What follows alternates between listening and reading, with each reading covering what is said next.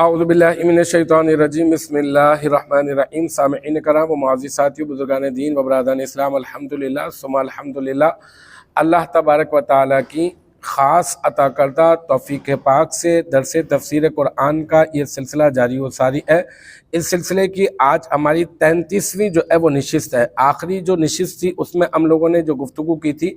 اللہ اس میں جلالت کے مختلف معانی، 4 معانی میں نے آپ کو بتائے تھے۔ پھر میں نے یہ کہا تھا کہ انشاءاللہ تعالی آگے چل کر ہم لوگ جو گفتگو کریں گے وہ ہوگی رب العالمین پر، کیونکہ اللہ تبارک و تعالی نے یہی ارشاد فرمایا نا، فرمایا الحمدللہ رب العالمین، تمام تعریفیں اللہ کے لیے ہے جو تمام جہانوں کا پالنے والا ہے۔ تو اللہ اس میں جلالت پر بات ہو گئی، پھر الحمدو کے اوپر بھی بات ہو گئی، ٹھیک ہے۔ اب رب العالمین کے اوپر بات کر لیتے ہیں کہ رب کیا ہے۔ رب کا معنی پہلے یہ یاد رکھ لیں کہ رب کے کئی سارے معانی ہیں، کئی سارے معانی۔ اچھا، یہ رب جو ہے نا وہ ہم لوگ یہ سمجھتے ہیں صرف اور صرف اللہ کے لیے ہی استعمال ہو سکتا ہے۔ یاد رکھیے گا اللہ کے علاوہ بھی یہ کسی اور کے لیے بھی استعمال ہو سکتا ہے، کیونکہ عام طور پر اس کا ایک معنی ہے پرورش کرنے والا، تربیت کرنے والا، اور اس کا ایک معنی ہے جو ہے وہ پالنے والا۔ تو یہاں پر جو ہے وہ رب کے جو معنی بیان کیے گئے مختلف، وہ یہ ہے کہ جیسے کہ سید کا معنی سردار ہے،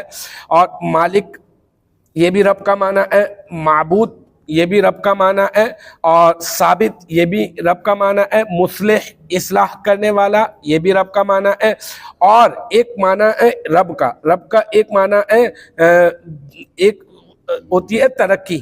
اچھا، وہ ایک ترقی ہوتی ہے کہ ایک دم سے ترقی جو ہے نا وہ ہو جائے، عروج پر ایک دم سے پہنچ جائے، اور ایک ہوتی ہے ترقی درجہ بدرجہ۔ جیسے مثال کے طور پر پہلے کسی نے پہلی کلاس پڑھی، پھر دوسری کلاس پڑھی، پھر تیسری کلاس، پھر چوتھی کلاس، پھر 5ویں کلاس، تو اس کو ہم لوگ کہیں گے درجہ بدرجہ جو ہے وہ ترقی۔ تو درجہ بدرجہ ترقی کے اس لفظ کو اس طرح سے استعمال کر لیں کہ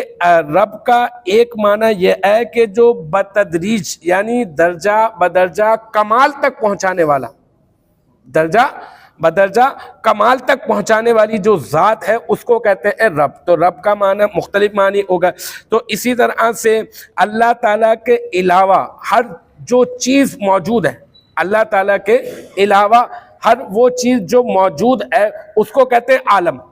اور عالم کی جمع ہے عالمین۔ تو اگر اب اس کا رب العالمین کا ترجمہ کریں تو رب العالمین کا ترجمہ کچھ یوں ہوگا، اگر پالنے والا لے لیں تو کہیں گے تمام جہانوں کو پالنے والا، اگر تربیت کرنے والا لے لیں تو اس کا مطلب ہو جائے گا تمام جہانوں کی تربیت کرنے والا، اور اگر سردار لے لیں تو اس کا معنی ہو جائے گا تمام جہانوں کے سردار، اور اگر مالک لے لیں تو اس کا معنی ہو جائے گا تمام جہانوں کے مالک، اور اگر معبود لے لیں تو اس کا مطلب تمام جہانوں کے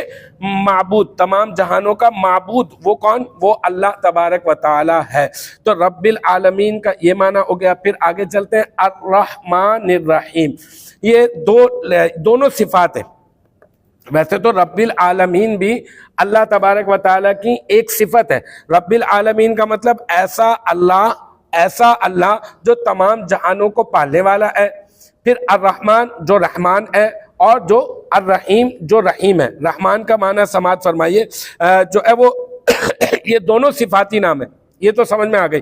رحمان کا معنی ہے نعمتیں عطا کرنے والی وہ ذات جو زیادہ رحمت فرمائے، اور رحیم کا معنی ہے بہت رحمت فرمانے والا۔ تھوڑا سا ہی مطلب جو ہے وہ فرق ہے۔ بعض نے یہ کہا کہ ایک صفت کا ظہور جو ہے وہ بہت زیادہ ابھی ہوگا، اور ایک صفت کا جو ہے وہ آخرت میں ہوگا، لیکن المختصر یہ کہ اس کا مختصراً جو ہے وہ معنی یہی ہے کہ نعمتیں عطا کرنے والی وہ ذات جو بہت زیادہ رحمت فرمائے، اور رحیم کا معنی ہے بہت زیادہ رحمت فرمانے والی ذات۔ یاد رہے کہ حقیقی طور پر نعمت عطا فرمانے والی ذات، حقیقی طور پر آپ ڈاکٹر کے پاس جائیں، ڈاکٹر آپ کو دوائی دے دیتا ہے، لیکن آپ کو وہ دوائی دیتا ہے، دوائی بھی تو ایک نعمت ہے، لیکن حقیقت میں وہ دوائی اس ڈاکٹر نے آپ کو نہیں دی ہے، بلکہ اللہ تبارک و تعالی نے اس ڈاکٹر کے ہاتھ سے آپ کو دلوائی ہے۔ شفا اس دوائی کے کھانے سے ہوئی ہے، حقیقت میں اس دوائی کے کھانے سے شفا نہیں ہوئی، بلکہ اللہ تعالیٰ نے اس دوائی میں آپ کے لیے شفا رکھی تھی، تو اللہ تعالیٰ کی طرف سے جو ہے وہ آپ کو شفا جو ہے وہ حاصل ہو گئی۔ تو ہر چیز عطا فرمانے والا اور ہر چیز پر قدرت رکھنے والا، ہر جسمانی، روحانی اور دنیاوی اخروی جتنی بھی نعمتیں ہیں، وہ ساری کی ساری نعمتیں حقیقی طور پر عطا فرمانے والی جو ذات ہے وہ اللہ تبارک و تعالیٰ کی ہے، اس کے علاوہ کوئی ہو ہی نہیں سکتی۔ اگر ہم بھی آج یہ کہتے ہیں نا کہ ہم فلاں جو ہے وہ نبی کو جو ہے وہ مانتے ہیں اور ان سے جو ہے وہ مدد مانگ لیتے ہیں، تو المختصر یہ کہ کوئی بھی نبی مدد کرے یا کوئی بھی ولی جو ہے وہ اللہ کا مدد کرے یا کوئی بھی عام طور پہ شخص جو ہے وہ چلتا پھرتا مدد کرے، لیکن تمام کی تمام مدد جو ہے وہ اللہ تبارک و تعالیٰ کی طرف سے ہے۔ اللہ کی مرضی کے بغیر تو پتہ بھی نہیں ہل سکتا۔ ہاں، یہ اللہ تعالیٰ نے اپنے اولیاء کو یہ صفات، اللہ تبارک و تعالیٰ نے یہ جو ہے وہ روحانیت اور یہ طاقت اللہ تعالیٰ نے عطا فرمائی ہے کہ وہ مختلف جو ہے وہ کرامات ان کو عطا فرمائی ہے، لیکن وہ ساری کی ساری کرامات اگر ہم یہ کہہ دیں کہ وہ ان کی اپنی طرف سے ہیں، اپنی طرف سے ہیں، یا پھر یہ کہہ دیں کہ وہ معبود ہے، یا پھر ہم یہ کہتے ہیں کہ ان کے لیے سجدہ کرنا جو ہے وہ جائز ہے، تو پھر تو بات خراب ہو جائے گی، یہ تو پھر شرک ہو جائے گا۔ لیکن ہم کہتے ہیں کہ ہر جو ذات ان کے اندر جو صفات جو موجود ہیں وہ اللہ تعالیٰ نے عطا فرمائی ہیں، اللہ تعالیٰ کے عطا فرمانے کی وجہ سے ان میں یہ صفات موجود ہیں، تو پھر اس میں کوئی مذاکرہ نہیں ہے، کیونکہ اس میں اللہ تعالیٰ کی بڑائی ہی تو بیان کر رہے ہیں۔ ہم یہ کہہ رہے ہیں کہ اللہ تعالیٰ کی عطا سے اللہ تعالیٰ نے ان سے خوش ہوا، ان سے راضی ہوا، کیونکہ انہوں نے مجاہدہ کیا، انہوں نے دین کی خدمات کی، انہوں نے جو ہے وہ اچھے اخلاق کو اپنایا، اسوہ حسنہ کو اپنایا، اور انہوں نے جو ہے نا وہ تگ و دو کی، انہوں نے جو ہے وہ محنتیں کی، کاوشیں کی، دین متین کی خدمت کے لیے سعی کی ہے، تو اس وجہ سے اللہ تعالیٰ ان سے راضی ہوا۔ اور جب اللہ تعالیٰ راضی ہوتا ہے، بھائی کوئی بادشاہ بھی تو راضی ہو جائے تو بادشاہ بھی تو انعام عطا فرماتا ہے نا، تو اللہ تعالیٰ کے اختیار سے کیا چیز باہر ہے؟ کوئی بھی باہر نہیں ہے، اللہ تعالیٰ تو سبحان ہے، اور اللہ تعالیٰ اس نقص سے پاک ہے۔ اللہ تعالیٰ ویسے تو ہر نقص سے پاک ہے، اللہ تعالیٰ اس نقص سے بھی پاک ہے کہ اللہ تعالیٰ اپنے ولی کو جو ہے وہ مختلف اختیارات اور مختلف کرامتیں عطا نہ فرما سکے، اس نقص سے اللہ تعالیٰ پاک ہے۔ تو اللہ تعالیٰ نے جس کو چاہا اپنے انبیاء میں سے معجزات عطا فرمائے، اور جس ولی کو چاہا اللہ تبارک و تعالیٰ نے اپنی طرف سے وہ کرامات جو ہے وہ عطا فرمائی۔ تو یہ کہ کوئی یقین رکھے یا نہ رکھے، مطلب یہ کہ لیکن یہ کہ جو ہے وہ مذاق کم از کم جو ہے نا وہ نہ بنائے۔ اگر کسی کا دل نہیں چاہتا اور اگر کسی کا دل نہیں لگتا تو اس میں اختلاف کی کوئی بات نہیں ہے، وہ اپنا عقیدہ اپنے پاس رکھے، اور جو مان رہے ہیں وہ اپنا عقیدہ اس طور پر اپنا مضبوط کر لے کہ یہ یاد رکھ لیے گا کہ ہم اللہ کی عبادت کرتے ہیں، اللہ کو معبود مانتے ہیں، اور معبود حقیقی ہے ہی اللہ تبارک و تعالی، اس کے علاوہ کوئی ذات ہو نہیں سکتی، سجدہ صرف اور صرف اللہ کو ہی ہو سکتا ہے۔ شرک کا کوئی بھی کسی بھی طرح سے کوئی بھی عنصر اگر نظر آئے گا تو یاد رکھیے گا اللہ تعالیٰ شرک جو ہے وہ معاف نہیں فرمائے گا، تو لہٰذا ہم شرک کرنے سے قطعاً جو ہے وہ ہم جو ہے وہ اللہ تعالیٰ سے جو ہے وہ معافی مانگتے ہیں اور اللہ سے پناہ طلب کرتے ہیں، اللہ تعالیٰ ہمیں شرک میں مبتلا کرے۔ تو المختصر یہ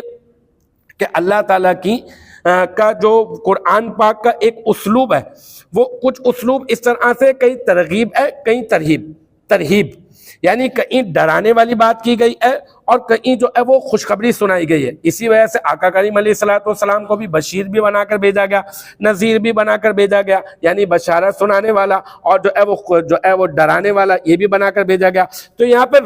رب العالمین جیسے استعمال ہوا نا، تو بندے کے اندر ایک روب اور ایک اس کی شخصیت جو ہے وہ مرعوب ہونے لگی اللہ تعالیٰ کی ذات سے، کہ اللہ تبارک و تعالیٰ کی ذات اتنی ہیبت والی ہے۔ پھر ساتھ ہی اللہ تعالیٰ نے فرما دیا الرحمن الرحیم، کہ وہ رحمان بھی ہے اور وہ رحیم بھی ہے۔ تو قرآن کا یہ اسلوب ہے، کس طرح سے ہے، مزید چند آیات انشاءاللہ تعالیٰ میں آپ کے کل گوش گزار کروں گا۔ ابھی سلسلہ یہیں تک رہنے دیتے ہیں کیونکہ مختصر سا ہمارا سا وقت ہے۔ اللہ تعالیٰ ہم سب کو عمل کی توفیق مرحمت فرمائے۔ وآخر دعوانا ان الحمدللہ رب العالمین۔